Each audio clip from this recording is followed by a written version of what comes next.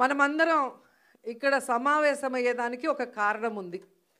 మన అందరి మీద ఈరోజు ఒక గురుతరమైన బాధ్యత ఉంది. ఎందుకంటే ఈ రాష్ట్రంలో నారావారి నరకాసుర పాలన జరుగుతోంది.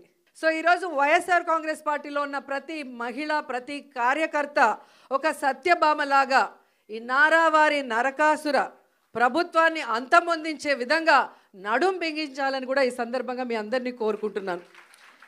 ఎందుకంటే చంద్రబాబు నాయుడు వచ్చి దాదాపుగా ఏడాది అవుతుంది.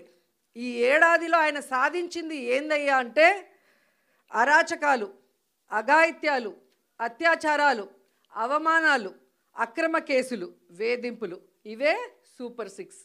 సో ఈ సూపర్ 6 ఇవ్వడానికి ఉత్సాహం చూపిస్తున్నాడు తప్ప మనం మహిళలకు ఇచ్చిన వాగ్దానాల్ని నెరవేర్చాలన్న చిత్తశుద్ధి వాళ్ళకి లేకపోవటం అనేది మనం అందరం కూడా గమనించాలి. ఎందుకంటే జగన్మోహన్ రెడ్డి గారు అధికారంలో రాకముందు మహిళలకి ఏమేం ప్రామిస్ చేశారు, అధికారంలో వచ్చిన తర్వాత అవన్నీ ఎలా ఫుల్ఫిల్ చేశారు, అవే కాకుండా చెప్పని అనేకం కూడా మన కోసం ఎలా చేశారో మళ్ళీ నేను ప్రత్యేకంగా చెప్పాల్సిన అవసరం లేదనుకుంటున్నా. ప్రతి కుటుంబంలో ఎంతమంది ఏ స్కీమ్కి అర్హులో కులం, మతం, పార్టీ చూడకుండా అందరికీ అన్నీ అందించారు కాబట్టే ఈరోజు మనం ధైర్యంగా గ్రామాల్లోకి వెళ్ళగలుగుతున్నాం.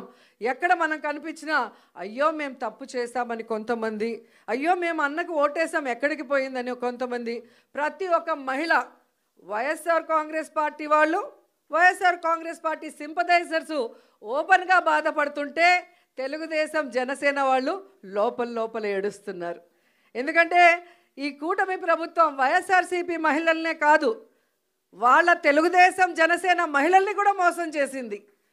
వాళ్ళకు కూడా అమ్మఒడి లేదు, వాళ్ళకు కూడా చేయూత లేదు, వాళ్ళకు కూడా ఆరోగ్యశ్రీ లేదు, వాళ్ళకు కూడా ఏ ఒక్క సంక్షేమ పథకం సూపర్ 6 లేదు. అంటే మననే కాదు వాళ్ళని కూడా మోసం చేశారు.